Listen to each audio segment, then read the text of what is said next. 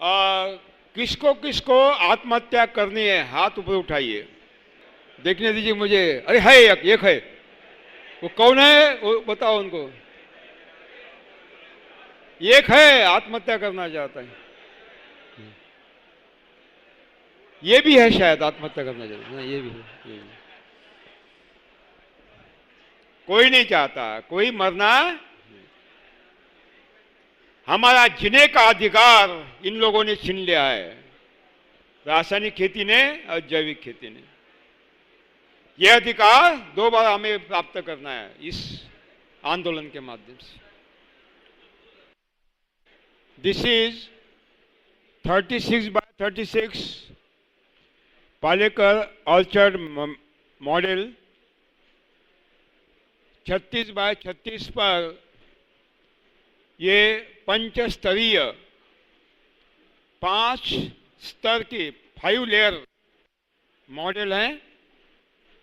इसको आप पहले उतारे कॉपी में, और चाय के वक्त मोबाइल में भी आप उसको उतार सकते हैं। चाय के वक्त, अभी नहीं, अभी नहीं। ये this is the symbol, round symbol. ये आम है, मामेडी, मैंगो अथवा टैमेरिंड, इमली अथवा सपोटा अथवा cashew nut. In Telangana, you can grow cashew nut very successfully, no doubt. In the center of 4 mangoes, we are taking sweet orange battai, and this star symbol is represent to custard apple, that means सीताफलम। या सीताफलम के बजाय आप उसमें pomegranate ले सकते, दाइमा ले सकते हैं।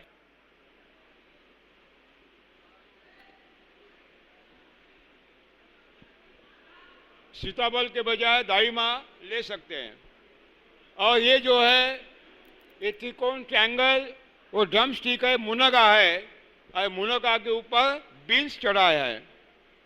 और ये गोल गोल है, यह है ग्लिरिसिडिया, गिरिपुष्पा।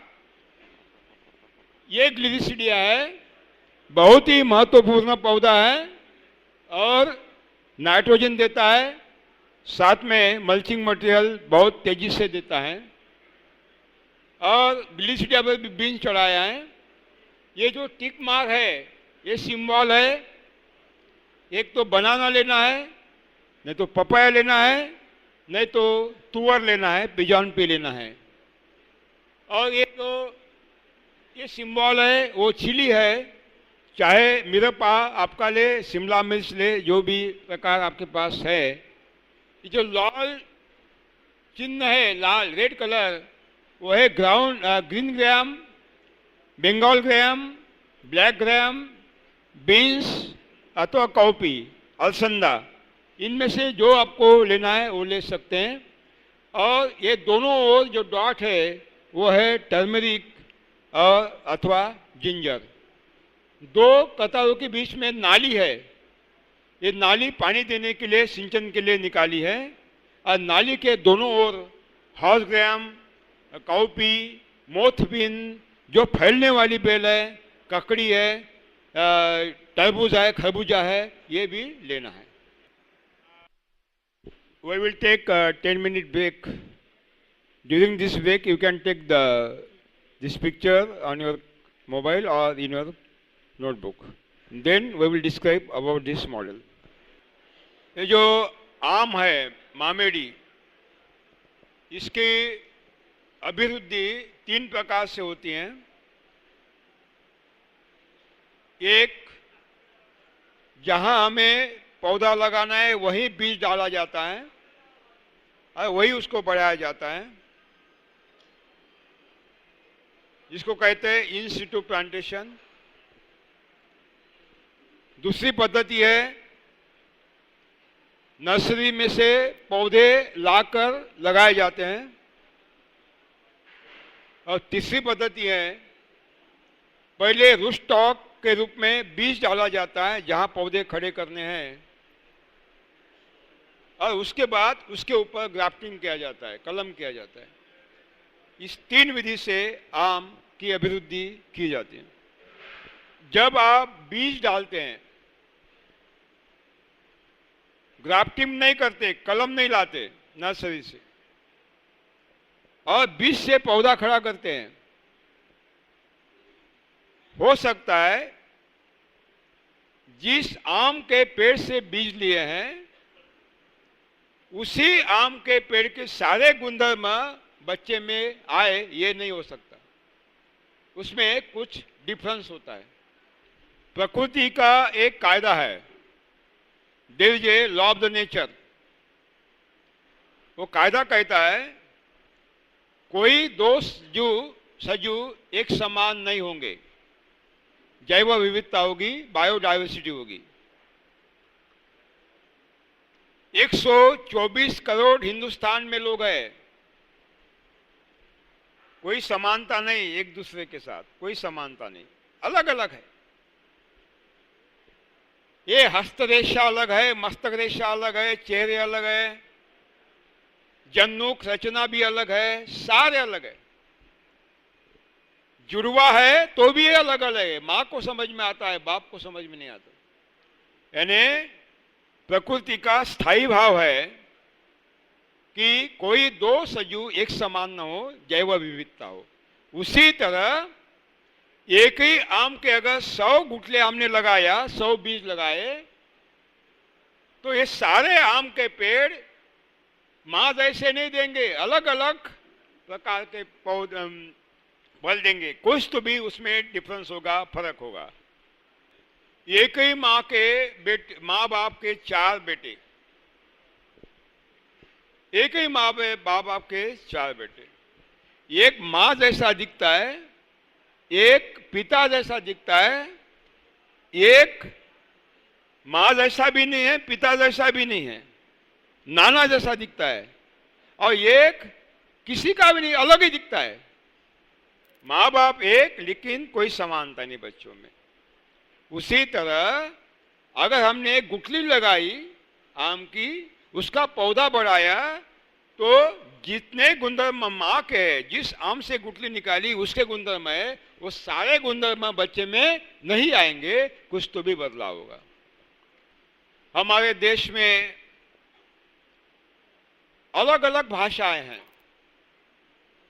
तेलुगु है, कन्नड़ है, मराठी है, मलयालम है, तमिल है, न जाने कितनी भाषा है।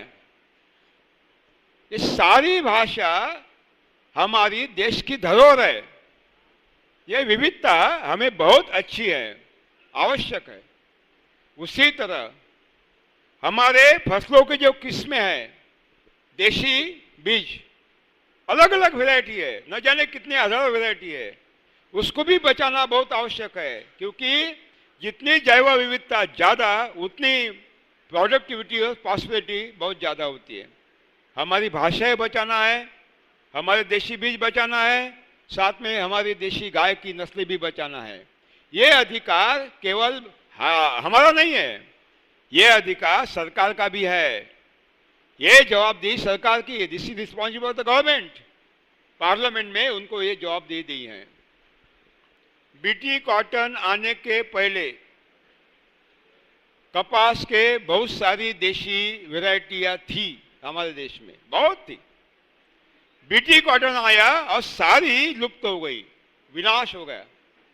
ये कानून के खिलाफ है, संविधान के खिलाफ है।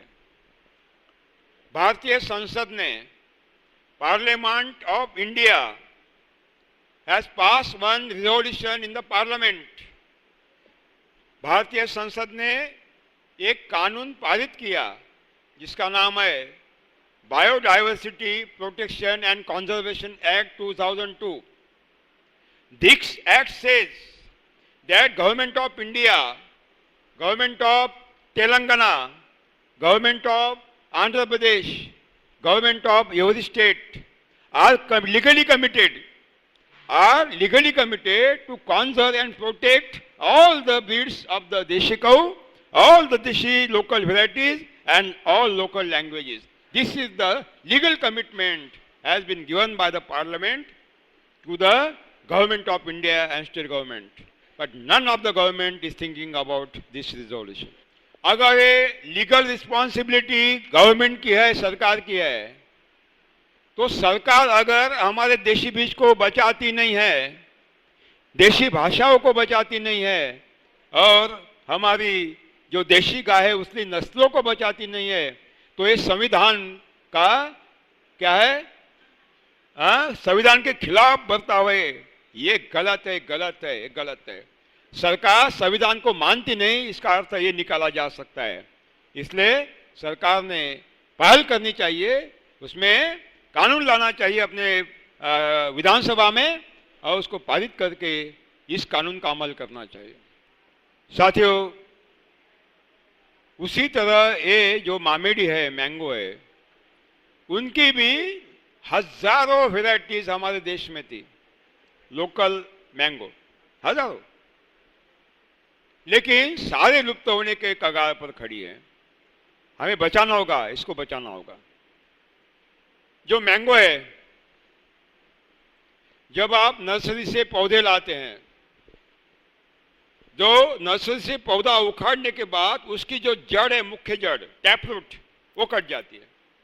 ये बहुत ही बुरा काम है, क्योंकि ये जो मुख्य जड़ है वो नीचे नीचे जाती है, जहां नमी है नमी तक जाती है, इंटरनल वाटर रिजर्वायर तक जाती है, अंतर्गत जल स्रोतों तक जाती है और गहरा का पानी लेती है। जड़ वो इसको आधार भी देती है, सपोर्ट देती है। वही अगर कट जाए तो पौधे जब अकाल पड़ता है तो सूखने लगते हैं, जब ये चक्रवात आता है, साइक्लोन आता है तो गिर जाते हैं, क्योंकि सपोर्ट देने वाली जड़, मुख्य जड़ कट जाती है।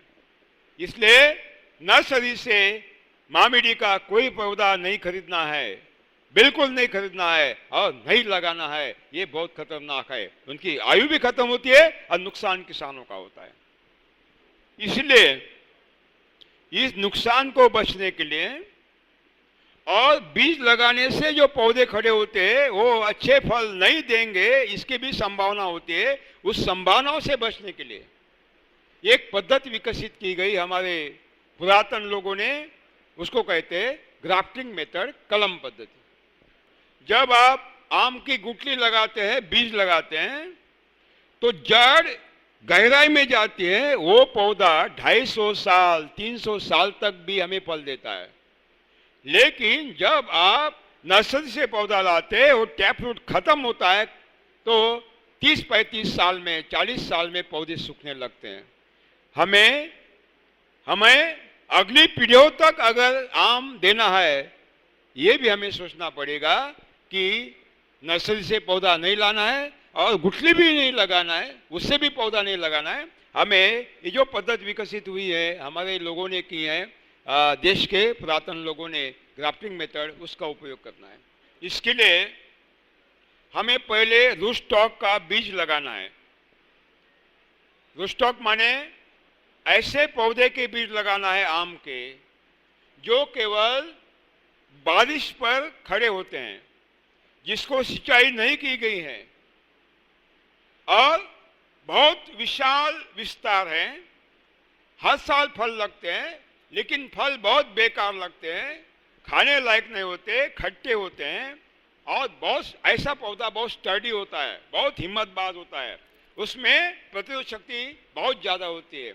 उसके फल लेना है पके हुए और उसके बीज हमें जहाँ पौधे खड़े करने वही लगाना है। अब जब आम के फल पकेंगे, जहाँ से हमें बीज लेना है, वो पके हुए फलों में से बीज हम गुठली बाहर निकालते हैं।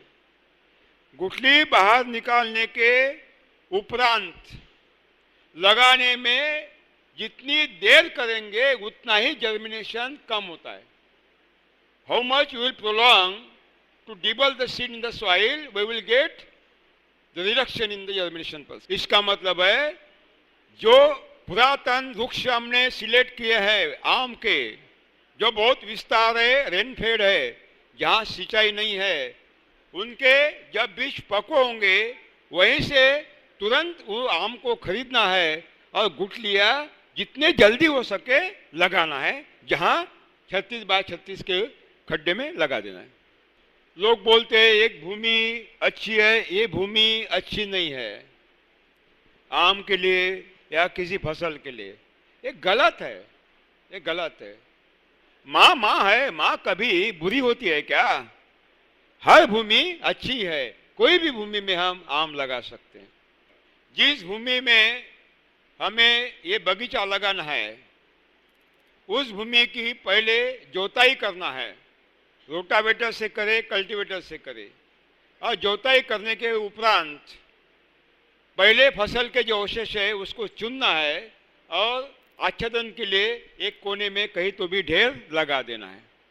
अंतिम जोताई के पहले, बिफोर लास्ट कल्टीवेशन, प्रति एकड़ 400 किलो घन जीवामृत भूमि के सतह पर 1 एकड़ क्षेत्र में समान रूप में बिखेर देना है और अंतिम जोताई से मिट्टी में मिला देना है। 400 किलो प्रति एकड़। बाद में 4.5 फीट बाय 4.5 फीट पर वर्टिकल हॉरिजॉन्टल लाइन खींचना है ताकि ये चौफुली तैयार हो। 4.5 फीट 4.5 फीट। ये एग्रीकल्चर यूनिवर्सिटी या किसानों को खड्डे खोदने के लिए बताती है। 3 फीट लंबा, 3 फीट चौड़ा, 3 फीट गहरा खड्डा आम लगाने के लिए किसानों को गाड़ने के लिए कहती है। कोई आवश्यकता नहीं, उसकी कोई आवश्यकता नहीं, ये पूरा अननेचुरल है, अनावश्यक है।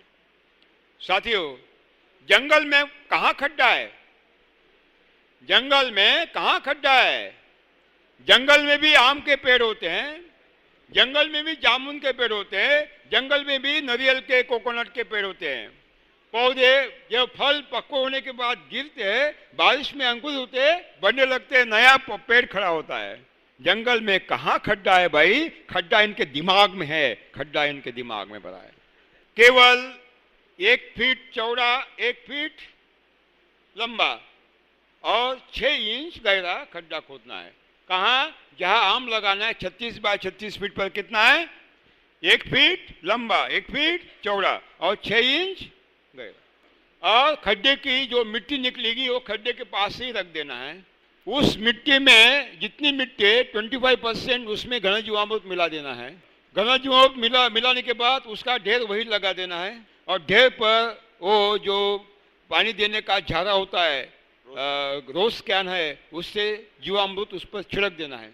वो नर्सरी मिट्टी 2 दिन में बन जाएगी। बाद में गुठलियाँ लाना है और एक जगह 3 गुठलियाँ लगाना है बीजामृत का संस्कार करने के पश्चात। पहले नीचे बॉटम में ये जो मिट्टी मिक्सचर है वो थोड़ा डालना है।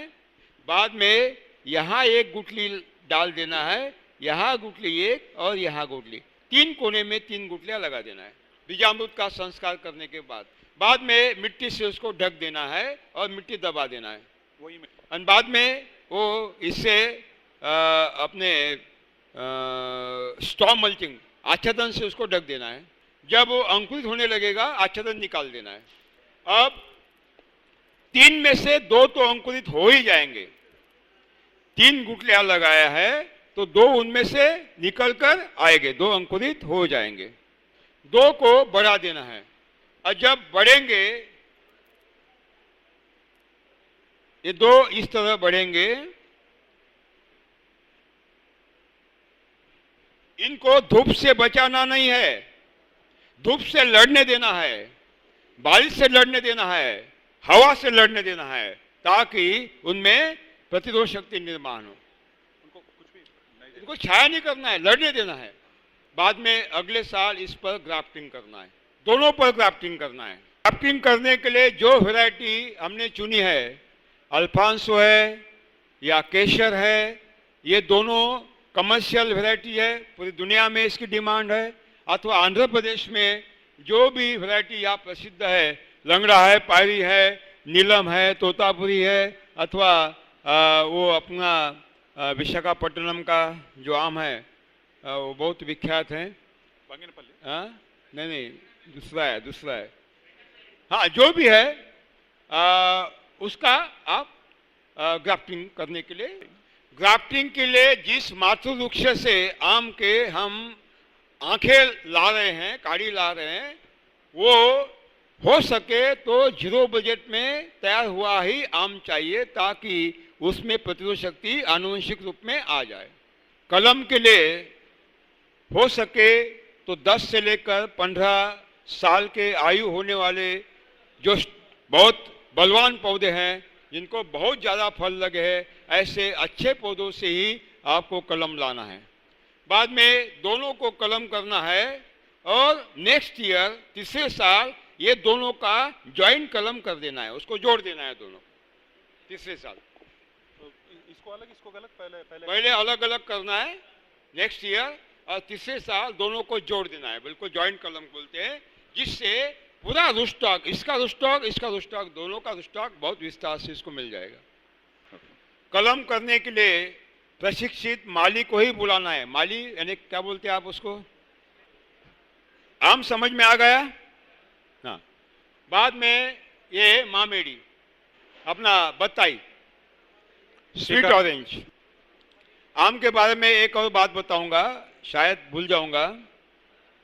हो सकता है आपके खेत में एक पुरातन आम के पेड़ हो, खड़े हैं, लेकिन अच्छे आम नहीं है, खाने के लिए अच्छे नहीं है, खट्टे है, उसमें तेल आता है, कोई खाता नहीं। ठीक है, कोई चिंता की बात नहीं, उसको भी हम वाल्या का वाल्मीकि बना सकते हैं। ऐसे पुरातन आम के पौधे जो खाने लायक नहीं है, उसका प्रूनिंग करें। प्रूनिंग माने ये तना है, ये मेन ब्रांच है और ये सेकेंडरी ब्रांच है। जो सेकेंडरी ब्रांच है उसको 3 फीट पर काट दे, प्रूनिंग करे, हार्ड प्रूनिंग करे।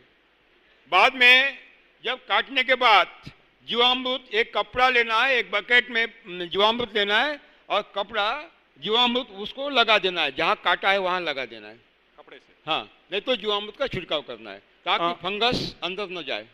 अला मनमो ये प्रूनिंग मार्च महीने में करना है। बाद में बारिश काल में इसको नए टिश्यू आते हैं, एक एक डाली पर बहुत टिश्यू आते हैं, तो एक ही पेड़ के सारे टिश्यू पर आप एक ही आम के पेड़ पर अल्फांसो का कलम कर सकते हैं, दूसरे पर केसर का कर सकते हैं, यानी एक ही पेड़ पर बहुत सारी वैरायटी हम ले सकते हैं। एक ही आम पर हमें कितनी वैरायटी ले सकते हैं? कितनी भी वैरायटियां ले सकते हैं, ज्यादा आम लगाने की कोई आवश्यकता।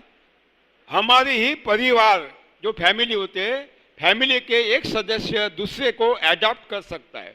उसी तरह ये बैंगन है, मिर्च है, मिरपा, टमाटर है, एक ही परिवार के सोलेनेसी, एक ही परिवार के सोलेनेसी परिवार के। अगर बैंगन का हमने पेड़ बढ़ा दिया, पौधा, उसकी प्रूनिंग करना है और जो नए टिश्यू आएंगे, एक डाली पर टोमेटो का कलम करना है, एक पर मिरपा का कलम करना है, एक पर बैगन लगा देना है, ताकि एक ही बैगन के पौधे पर हम टमाटर ले सकते हैं, मिर्च ले सकते हैं और बैगन भी ले सकते हैं। और ये चमत्कार दिखाने के लिए एग्रीकल्चर यूनिवर्सिटी के वाइस चांसलर को लाना है। साथियों, ये स्वीट ऑरेंज रुटेसी परिवार का है, रुटेसी कुटुंब का है। Rutaceae Rutaceae RUTACEI RUTACEI Rutaceae. और इसी रुटेसी परिवार का लेमन है, ऑरेंज है, किन्नो है, ये स्वीट ऑरेंज बताई है, साथ में हमारा बेल है और एक फल है जिसका नाम है कवट, कवठे कई, वो भी उसी परिवार का है। कवट की चटनी बनाते हैं, कवठे, कवठे कई बोलते, क्या बोलते उसको? कौथे। आदिलाबाद वालों को मालूम है कवठा झाड़ काय म्हणतात त्याला? और बेर सर, हाँ, बेल है, छोटे बेल है, कवट है, एक ही परिवार के। इसका मतलब है कि बत्ताई लगाने के लिए जो रूस्टॉक लिया जाता है, एक तो भारी जमीन है, हेवी ब्लैक वाटर सॉइल है, उसमें रंगपुर लेमन का रूस्टॉक लिया जाता है। अगर हल्की है तो जम्बीरी का रूस्टॉक लिया जाता है, इड लींबू का, जम्बीरी का, जम्बीरी का रूस्टॉक, जम्बेरी। हाँ, जो हल्की भूमि है उसमें लिया जाता है। जो डीप ब्लैक कॉटन सॉइल है, भारी है, उसमें रंगपुर लाइम का रूस्टॉक लिया जाता है। हाँ, रंगपुर लाइम। यहाँ कौन सा रूस्टॉक लिया जाता है? बताइए के लिए जम्बीरी लिया ना? हाँ गंगापुरी। नहीं, कौन सा लिया जाता है यहाँ? हाँ, रंगपुर लिया जाता है। जैसे रंगपुर लाइम लिया जाता है, जम्बीरी लिया जाता है, उसी तरह हम बेल के बीज डालकर उसको पर भी ग्राफ्टिंग कर सकते हैं। एक ही परिवार का है। कवट के स्टॉक पर भी ग्राफ्टिंग कर सकते हैं।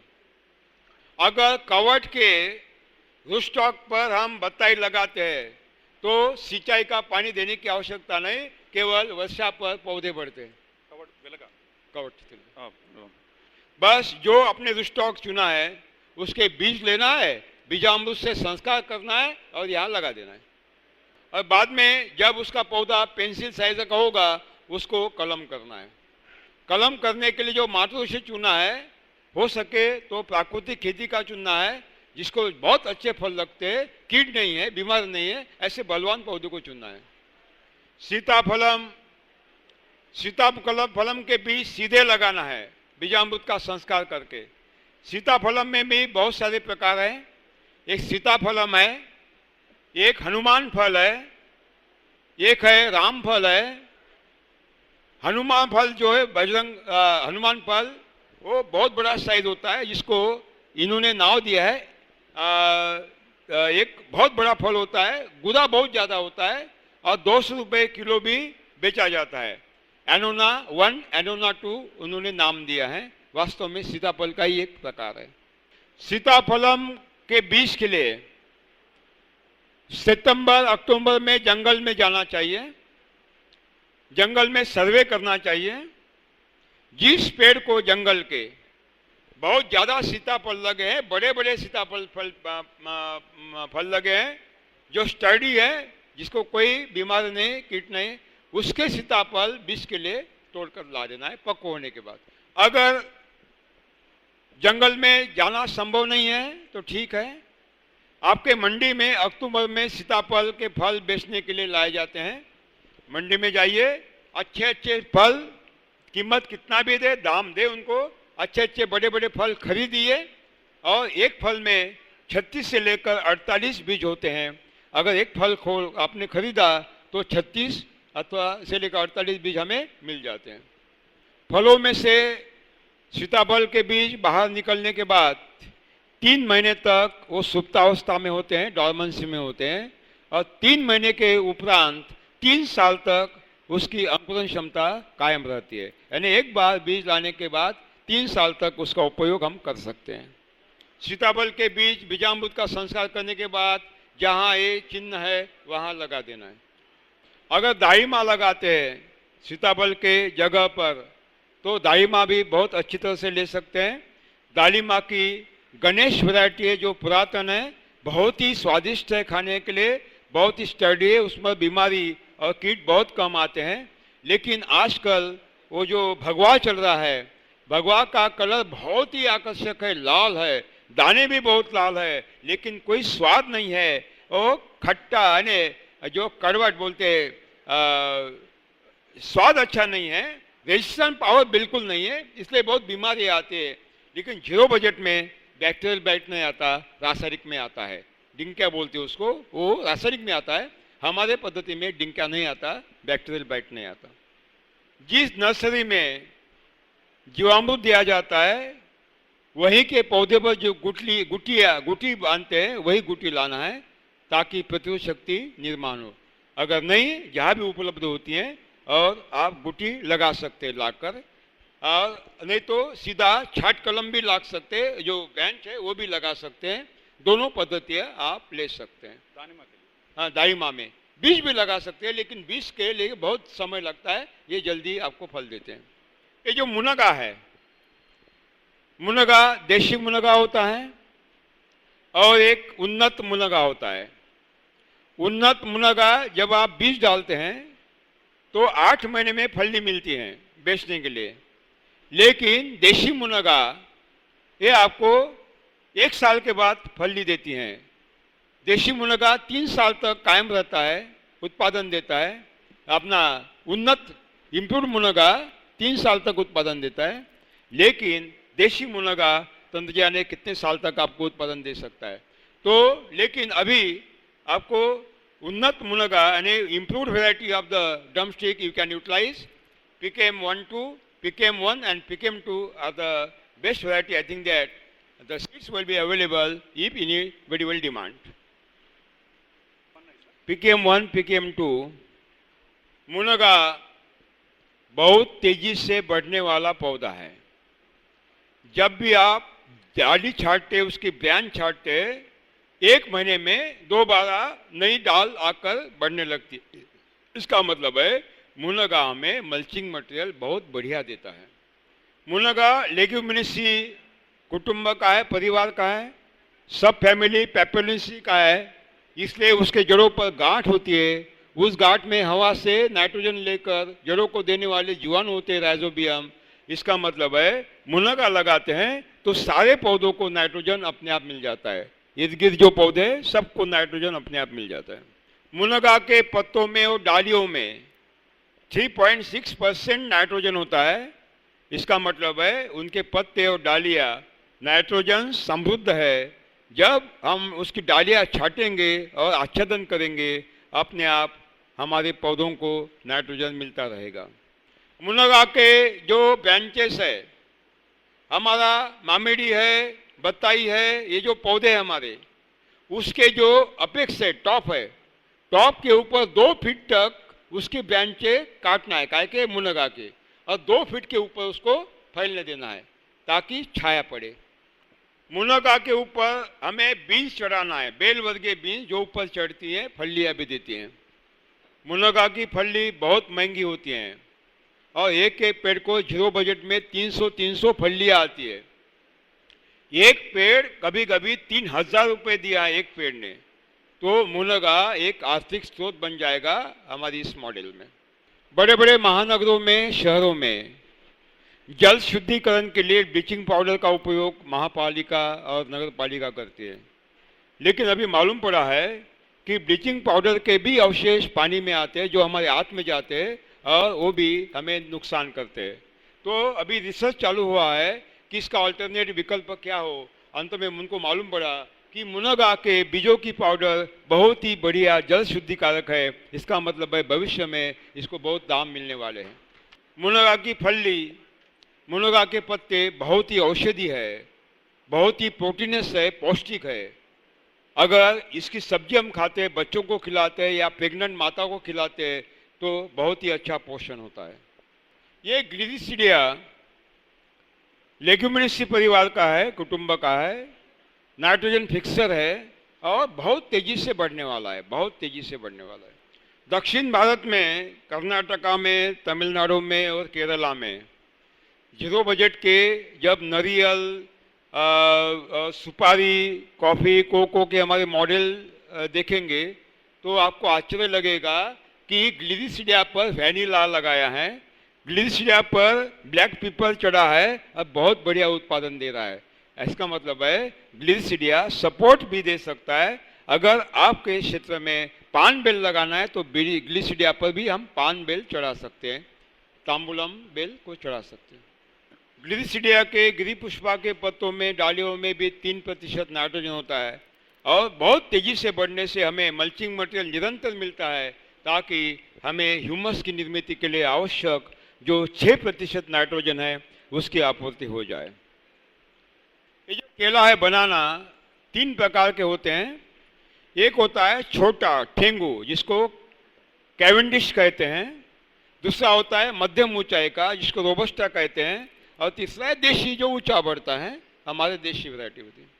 केले का जो राइजोम बनाना का हम लगाने के लिए चुनते हैं, उसका भार यानी वेट 400 से ग्राम से लेकर 800 ग्राम के बीच में होना चाहिए। उसका आकार नारियल जैसा होना चाहिए और ऊपर का छिलका तांबूस यानी ताम्र कलर का चाहिए, यानी ब्राउनिश कलर का चाहिए, चमक चाहिए। जिस केले का पौधा सबसे बड़े साइज का बंच देता है उसका ही राइजोम हमें लगाना है ताकि प्रोडक्टिविटी वो ट्रांसफर हो। कहाँ? सेकंड जनरेशन में। बहुत ज्यादा जो ज्यादा बड़ा बंच देता है, गोनी, गुत्ती गुत्ती, हाँ, उसका ही राइजोम लेने से नेक्स्ट जनरेशन ज्यादा फल देने वाली होती है। ये केला साथियों, केला का कंद बीजामृत में डुबोए और जहाँ दिखाया है वहाँ लगा दीजिए। और इसमें अगर नहीं लेना चाहते तो पपया भी ले सकते, लेना ही है। पपया में भी जो अभी हैवान पपया आई है मार्केट में, कौन सी आई है? हाँ हाँ, ताइवान, क्या बोलते हैं उसको? हाँ, तो ताइवान के बीज खरीदना पड़ता है, महंगे महंगे बीज।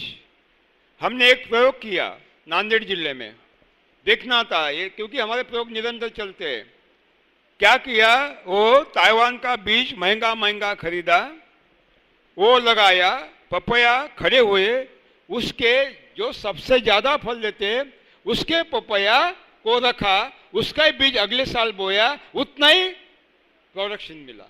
इसका मतलब है हर साल बीज खरीदने की आवश्यकता नहीं है, वही बीज हम उसके लिए उपयोग में ला, जैसे बीटी कॉटन का है उससे वही तरह है। अगर बनाना पपीता नहीं ले सकते तो तुअर लीजिए, पिजॉन ले सकते हैं। नहीं, अगर पपई नहीं लेना चाहते तो तुअर लेना है, कंदी कंदी कंदी। अब ये जो चिन्ह दिया है ये है मिरप्पा और मेरीगोल्ड यानी बंती। बंती और मिरप्पा दोनों लेना है। और मिरप्पा के दोनों ओर ये जो डॉट दिए है ब्लैक कलर के, वह है टर्मेरिक अथवा जिंजर। टर्मेरिक और जिंजर दोनों ओर लगा देना है। और ये मिरप्पा और इसके जो लाल डॉट है वह हमारे जो मूंग है, उड़द है, अलसंदा है या बंगाल ग्राम है, जो भी सीजनल है दलहन, वो लगा देना है नाइट्रोजन के लिए और हमारे खाने के लिए भी। समझ में आ रहा है कि देख रहे हैं आप? हाँ, ये अंदर जा रहा है कि ऊपर से जा रहा है?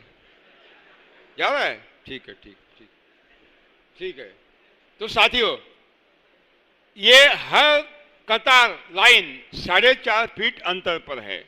हर दो पौधों के बीच में 4.5 फीट अंतर है, 4.5 बाय 4.5। और ये जो स्पेस है, बट्टा है 4.5 फीट का, इसके बीच में पानी देने के लिए नाली निकाली है। और नाली के दोनों किनारे, on the both bank of the trenches, दोनों किनारे, नाली के दोनों किनारे, काली के दोनों किनारे हमें बाजरा या मेक्केजोन्ना प्लस मोथबीन, मोथबीन बोलते हैं, बहुत फैलता है, अथवा हॉर्स ग्राम अधिक अलसंदा यानी कॉपी अधिक बीन्स, ये सारे बाजरा, मेज, मोथबीन, हॉर्स ग्राम, अलसंदा, बीन्स, इन सारे बीजों को मिलाना है और ये नाली के दोनों किनारे लगा देना है। साथियों, अब आपके मन में सवाल होगा कि इतनी सारे फसलें एक ही जगह आपस में झगड़ेंगे खाने के लिए, एक दूसरे का निकालेंगे, ये गलत है, गलत है। ये एग्रीकल्चर इंस्टीट्यूट झूठ बोल रही है, गुमराह कर रहे हैं कि दो पौधों के बीच में खाने के लिए प्रतिस्पर्धा होती है। ये बिल्कुल गलत है, कोई प्रतिस्पर्धा नहीं होती। 98% हवा पानी से शरीर बनता है, कहाँ प्रतिस्पर्धा है? ये बहुत गलत है। दिमाग में से डर निकाल दीजिए कि ये दो आपस में झगड़ेंगे, बिल्कुल झगड़ेंगे नहीं, आपस को मदद करेंगे और सब बढ़ेंगे। बीज लगाने के पहले बीजामृत का संस्कार करके ही लगाना है। बाद में बारिश काल में, जैसे कल मैंने बताया, एक एक कप जीवामृत केवल फलों के पौधों को देना है, भूमि के सतह पर डाल देना है। बारिश कल मैंने बताया, सब कल बताया। बारिश समाप्ति के बाद जो नाली निकाले, नाली में से सिंचाई के पानी के साथ प्रति एकड़ 200 लीटर जीवामृत महीने में 1 बार या 2 बार देते रहना है। और जीवामृत का छिड़काव करना है, मैंने कल शेड्यूल दे दिया है। शुरुआत के 3 महीने तक, जब तक आंतर फसल निकल नहीं जाती, खरपतवार का नियंत्रण करना है। 3 महीने के बाद खरपतवार निकालने की आवश्यकता नहीं, केवल काटकर मल्चिंग करना है। बाद में कभी भी जोताई नहीं करना है। No cultivation at all after 3 month, no cultivation at all. कुछ भी कोई जोताई की आवश्यकता नहीं है। मैंने आपको छिड़काव की बात कही है, दवाओं का छिड़काव आवश्यकता पड़ी तो करना है, नहीं तो नहीं करना है। ये खाना बंद करे, खाना परोसना बंद करे, करुणाकरण जी खाना परोसना बंद करे। Stop the distribution of the lunch. जैसे कोई खाना खाने के लिए आए हैं, सुनने के लिए नहीं है। सरकारी प्रोग्राम है क्या? खाना खाने के लिए जाएंगे और भाग जाएंगे? ठीक है, यानी अभी सारी बात हो गई, समझ में आ गई पहले साल।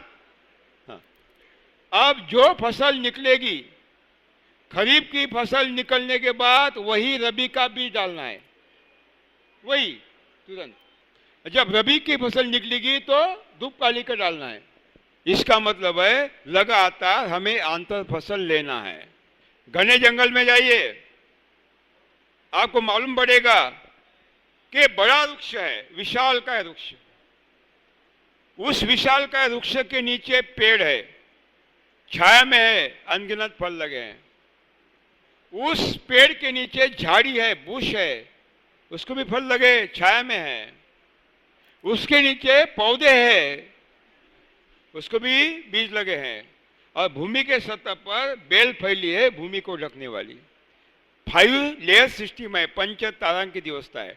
यहाँ भी हमने ये पंच तारांकित व्यवस्था की है। ये जो मामेडी है वो ऊंचा बढ़ेगा, उसके नीचे स्वीट ऑरेंज बत्ताई रहेगा, बत्ताई के नीचे ये सीताफलम रहेगा, सीताफलम के नीचे बाकी के पौधे रहेंगे और नीचे ये फैलने वाली बेल रहेगी। ये पंचतरंग व्यवस्था भी हमने यहाँ खड़ी की है।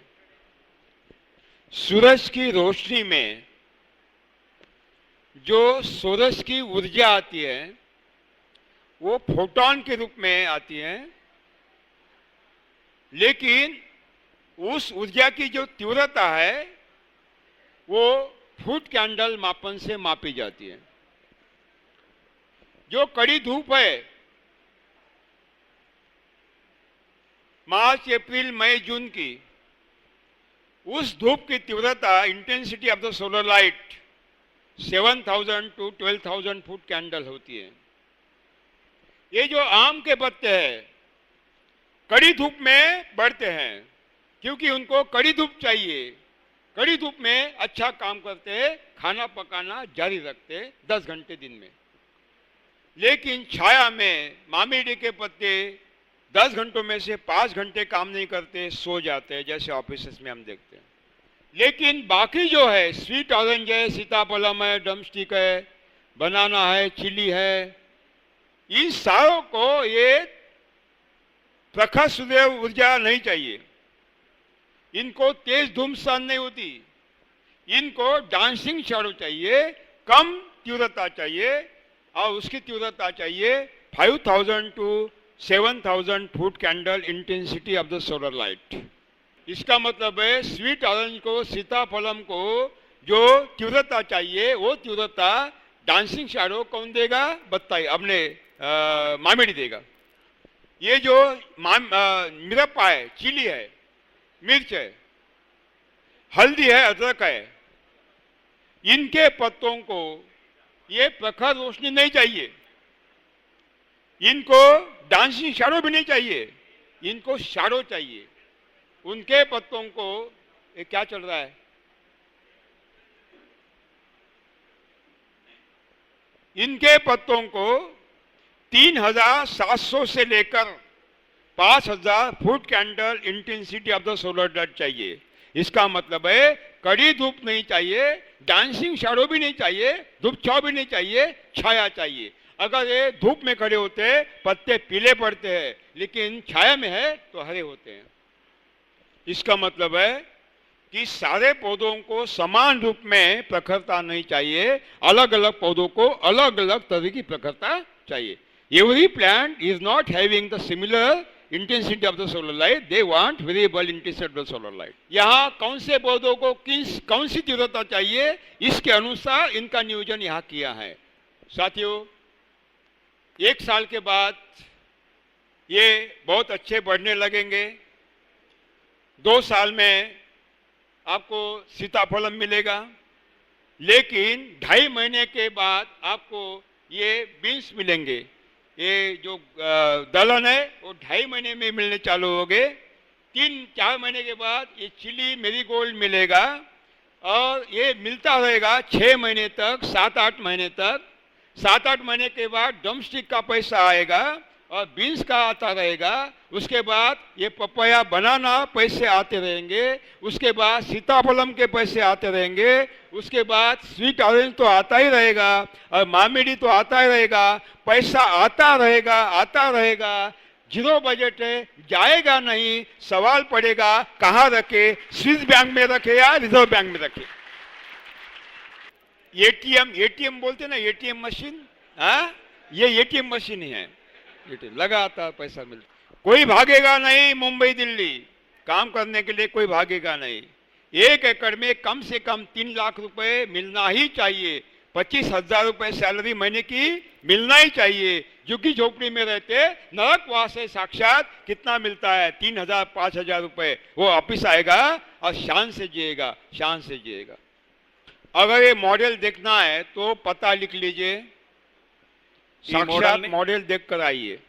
यंग पौधा है, यंग लड़का है, सॉफ्टवेयर इंजीनियर था, नौकरी छोड़ दी, वापिस आया और ये मेरे वर्कशॉप सुना, साक्षात मॉडल खड़ा कर दिया। सॉफ्टवेयर इंजीनियर, बड़ा पैकेज था, छोड़ दिया। बोला मैं पागल बन जाऊंगा, ये क्या जिंदगी है? 18 घंटे काम करना पड़ता है, ये तो खतरनाक है, ये तो हमके खत्म करेगा।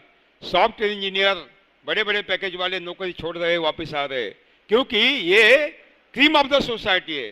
दे वांट क्रिएशन, निर्माण चाहते, और जॉब में कोई नवनिर्माण नहीं है, गुलामी है, इसलिए वो भटक रहे थे, अभी आ रहे हैं। ये लड़का भी उसी तरह का है। लिखिए, विशाल पांडे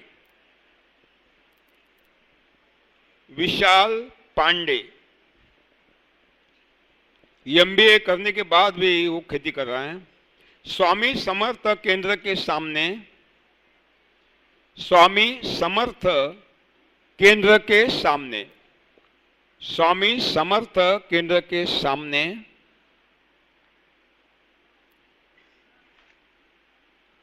सप्तगिरी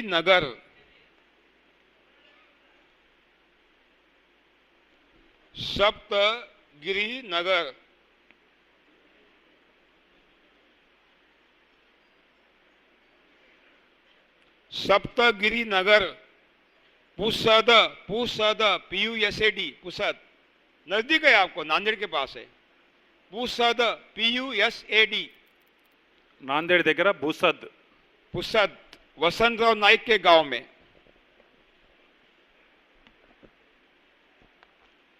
महाराष्ट्र का चीफ मिनिस्टर थे ना, उनके गांव में। पुसद, डिस्ट्रिक्ट यवतमाल।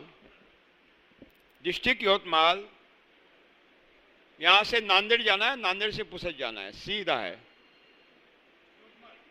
यवतमाल, डिस्ट्रिक्ट यवतमाल, जिला यवतमाल।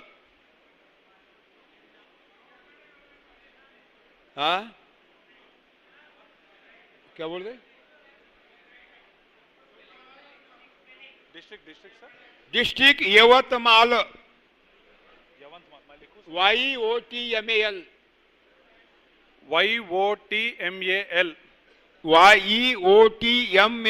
यवतमाल,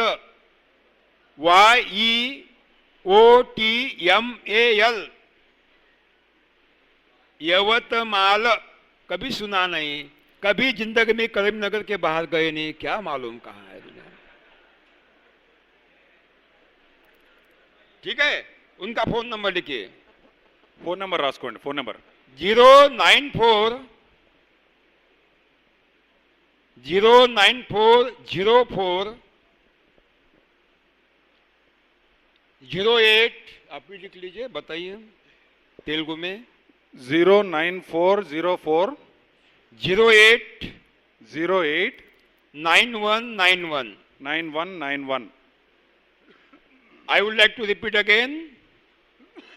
09404 08 9191. बिल्कुल 36x36 का मॉडल है। मैंगो है, मामिडी, लेमन है, दाइमा है, बनाना है, मुनगा है, ये है और वो है, सब कुछ है। दूसरा मॉडल लिखिए, संतोष निम्बारकर। संतोष निम्बारकर. संतोष निम्बारकर।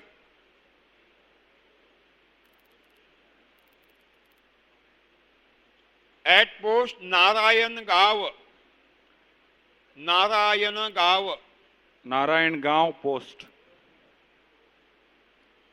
ग्राम डाक Narayan Gaon. Tehsil taluk Junnar. JUNNER Junnar. JUNNER Junnar. JUNNER Junnar. JUNNER JUNNER Junnar. Junnar. J for job. J for job. J for job. District Pune. Pune मालूम है कहाँ है? कर्नाटका में है ना। हाँ, वो कैसे मालूम है? यवतमाल मालूम नहीं। हाँ लिखिए। हाँ, उनका नंबर लिखिए। सब्जियां उगाते हैं और ये मॉडल है वेजिटेबल। पुणे में एक दिन लगाता है हाट। पुणे में बहुत रश होता है, बहुत rush. 100 rupees per KG vegetable. 100 rupees per KG. कतार लगती है, लाइन लगती है, क्योंकि स्वादिष्ट है, 0 बजट का है। 099 099 099 755 755 71 71 452 452 099 755 71 452 0997557557142. अगर पत्ते कम है, मैंगो ज्यादा है 0 बजट में। पत्ते कम है पेड़ को, मैंगो बहुत ज्यादा है। मैंगो ही मैंगो है। जीवामृत पर आपके ही तेलंगाना में है। लिखिए नाम, फोन नंबर लिखिए, जाकर देखिए। మీ తెలంగాణలోనే ఆకుల కంటే ఎక్కువగా మామిడికాయలు, మామిడి పళ్ళు, అటువంటిది ఈ తెలంగాణలోనే ఉన్నారు. వెంకటరామారెడ్డి. వెంకటరామారెడ్డి. వెంకటరామారెడ్డి. महबूब नगर तमिलनाडु। क्यों, क्या हो गया? हाँ हाँ, आपका मालूम है, अनुवाह का मालूम नहीं है? वेंकट रामारेड्डी, महबूब नगर। 0944 0944 05 05 45 45 338 338 0944 05 45 338 338 338। ये मॉडल तेलंगाना के आदरणीय कृषि मंत्री, एग्रीकल्चर मिनिस्टर श्रीनिवास रेड्डी जी, जो अभी यहाँ आ रहे हैं, वो देखने के लिए गए थे। और देखने के बाद अरे क्या चमत्कार देख रहा हूं मैं, ऐसा कभी होता है? देख रहे हैं, बोल रहे होता है, होता है, होता है, 0 बजट में होता है। మన తెలంగాణ రాష్ట్ర వ్యవసాయ శాఖ మంత్రి పోచారం శ్రీనివాసరెడ్డి గారు ప్రస్తుతం ఇక్కడికి రాబోతున్నారు. వారు ప్రత్యక్షంగా ఈ పొలాన్ని సందర్శించడం జరిగింది. చూసి ఇది ఎలా సాధ్యపడింది అని ఆశ్చర్యపోవడం జరిగింది. मामिडी का एक प्लॉट अनंतपुरम में है. वो लेडी क्या नाम है उसका, अनंतपुर की, त्रिनाथ. त्रिनाथ का है, త్రినాథ్ గారు. त्रिनाथ. वो अनंतपुर की लेडी जो आई थी अपने महबूब नगर में आई थी, क्या नाम है उसका, बहुत ही सुंदर. శిల్ప శిల్ప शिल्पा. शिल्पा. శిల్ప हाँ शिल्पा. शिल्पा रेड्डी शायद उसका. त्रिनाथ के पास नंबर है उसका. त्रिनाथ. त्रिनाथ कहाँ है, त्रिनाथ के पास उसका नंबर है, बाद में बताएंगे, ठीक है.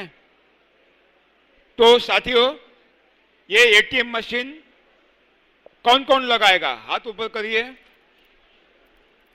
बहुत बढ़िया, बहुत बढ़िया, बहुत. ఈ మోడల్ని ఎవరెవరు అమలు చేయడానికి ఇష్టపడుతున్నారో చేతులు పైకెత్తండి. बहुत बढ़िया. अभी वो एटीएम मशीन बाद में लगाएंगे, ये एटीएम मशीन को भरना है ना. तो अभी 1 घंटा खाना खाना है.